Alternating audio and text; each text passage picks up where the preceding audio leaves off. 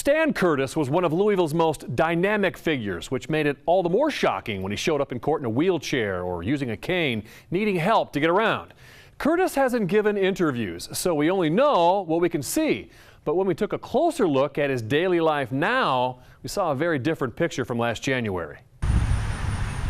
It looks like a scene on TV. Husband and wife holding hands on a brisk walk with their dog on a beautiful summer day. But the man walking here in Joe Creason Park on September 14th is the same man who was accused last September with stealing $183,000 from his nationally known charity. In the years since, Stan Curtis hasn't spent much time in a courtroom. And the big question is why? 62% of all children in public education in America are fed by the government Monday through Friday. They're at risk of not having anything on the weekends. The man and his nationally known charity to feed the hungry were inspiring, and the charges against him were just as shocking. That Curtis allegedly stole $183,000 in donations to USA Harvest, cashing most of it into his personal account, failed to report $553,000 in income to the IRS and nearly $370,000 in travel expenses. But right after he was charged, his attorney said he was hospitalized for reasons he wouldn't disclose. He has multiple issues. They have affected him mentally. By January, his attorney had already reportedly asked 3 times to delay his arraignment because of health issues.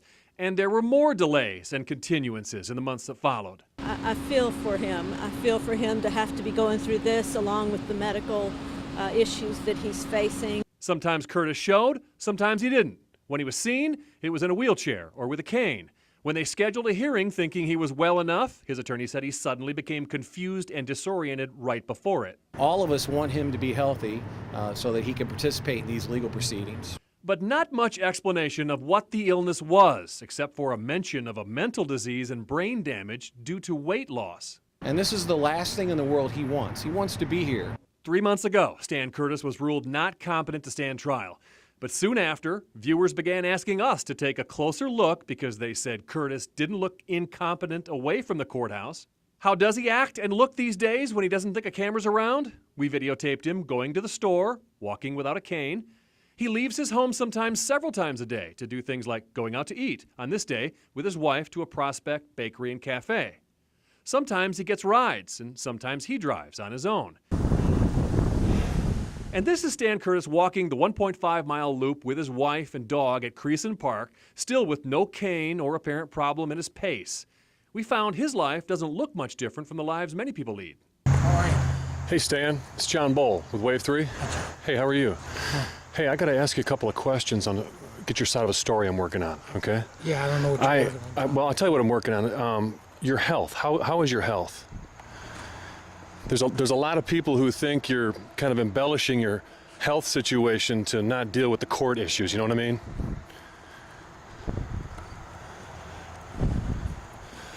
You don't appear to be incompetent to stand trial, Stan. That's what they sent me out on.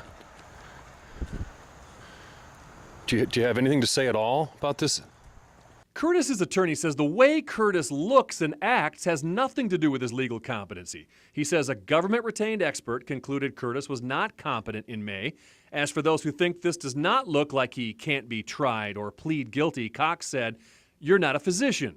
He certainly looks dramatically improved over when I saw him being dragged out of the federal courthouse. So we showed the video to former state medical examiner Dr. George Nichols, who often serves as an expert witness in trials. He's walking okay.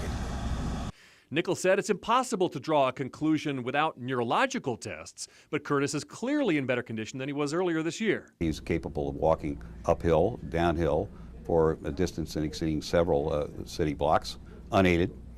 If his cognitive function, if his brain function has recovered to the point that to match his neuromuscular recovery, then he should be competent.